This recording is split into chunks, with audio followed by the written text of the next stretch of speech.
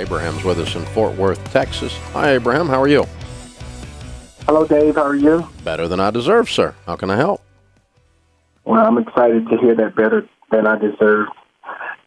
Dave, collection from, I got a collection call from American Express. And they said, and so I stopped paying because I'm not working. And I was paying them $10. I think the payment was $40. And so I took a phone call from them. And they said, we can take the money out of your account. There's access. I said, no, I'll send you the money. Okay, I'm having trouble hearing you. You're breaking up. You said what now? You said you owe them money. You were paying them $10. And then what happened? Okay, so the payment was $40. Okay, so I'm not working. I said, I sent them 10 for 2 months. And so I get a phone call. They said, okay, you're behind. And they said, let us just go ahead and take $25 out of your account since you are behind. I said, no. Good. And I said, because I've listened to you. And so I said, I'll send you the money. So I get a phone call today. They said, okay, well, give us access and we'll take it out. I said, no, I will do it myself. Mm-hmm. I'm not giving you access. Mm-hmm. Okay, so what do I do about this? Okay, you don't give them access, and don't give them access, and you mail them a check. Here's the thing: it doesn't really matter what you do until you pay them off. They're going to whine, and gripe because you're not paying them what you've agreed to pay them.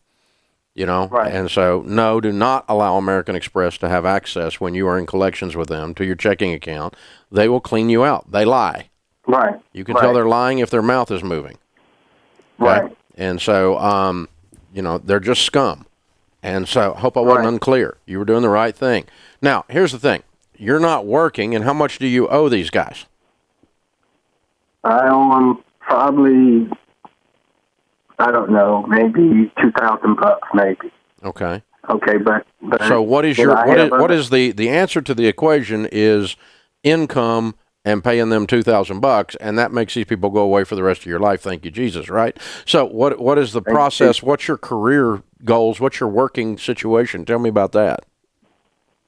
Well, I'm not working right now. Why? I'm just I'm looking for a job. Okay. All right. What did you used to do? Sorry. I used to drive for Uber, and so I quit that because it was just not panning out for me, and I did work at a call center for a little while, so now I'm just looking for something else. And how long have you not been working? For about 3 months. And how are you eating?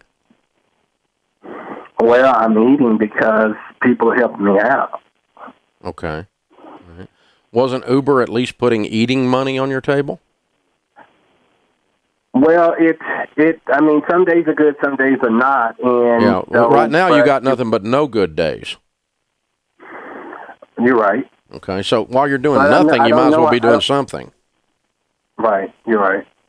So, with Uber, it was the mileage that I was putting on my car was just unbelievable, and so I didn't see the sense in doing that. Okay, then you need to find something else today that you're doing to make money.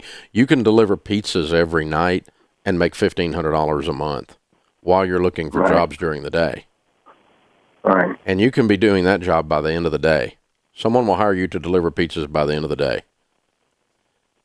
I mean, once I do that, how do I start to manage my money and budget? Because that's what I don't really have a handle on. Right. Well, first thing we have to do is create some money coming in, so there is something to budget, and that's looking for a full-time gig. Even though it's not a perfect gig, you got to get the wolf away from the door. You got to get back up on survival mode going again. Okay, and so we got to get delivering pizzas or Uber or something by the end of the day today, and that puts $1,500 in the pie.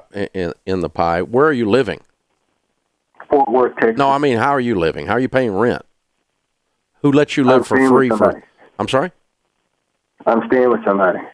Okay, so you got a friend that's just letting you hang out. Yes. Okay, cool. So you don't have rent costs today. So as soon as you start making money, what you've got to do is put gas in your car, food, shelter, clothing, transportation, and utilities. Once you've taken care of those basic necessities of life in your budget, and you start building up more and more money because you're doing more and more work, then you start paying down your debts. How much debt do you have other than Amex? Probably about 100,000. On what? Credit cards. Credit cards. Okay. And how did you run up $100,000 on credit cards? Oh, well, doing what you always talk about, being stupid. Mm-hmm. Were you not working? Well, I was working then. Yeah, I was working. Okay. Yeah, I was working. Okay. So, let me propose something to you, and you tell me if I'm wrong. Okay.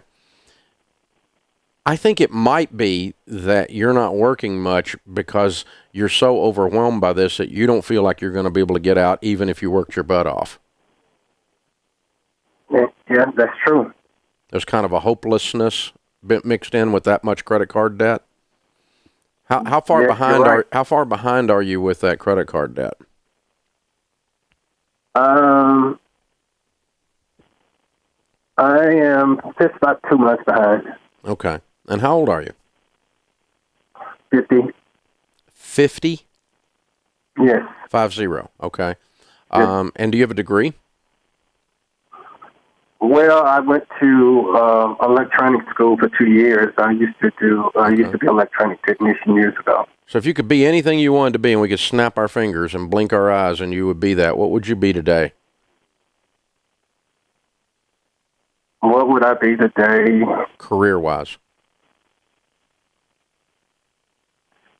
Probably, I guess, working at some call center, maybe. I mean, I've managed some call centers before, and I've made good money managing call centers. Mm-hmm. Oh, managing a call center.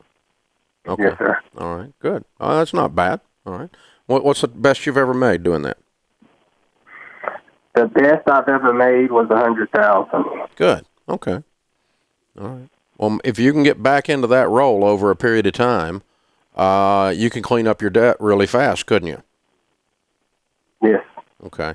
But there's a lot of other stuff going on in your life here, dude. And the credit card debt and the other things, the phone calls you're getting are blistering you, and they're overwhelming, and it's kind of taking a little bit of your confidence away. I remember when I went broke, I was a little younger. I was 28, but it took all the swagger out of my step. You know, I lost all my confidence for a little while. That might not be you, but that's how I felt. That's me. That's me because I feel like you're my little brother, big brother. Okay.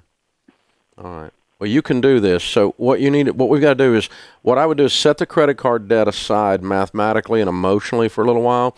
And if I were in your shoes, Abraham, I would concentrate on Abraham because, dude, you're a guy who's made $100,000 a year before. That means you're not stupid, and it means you're not lazy.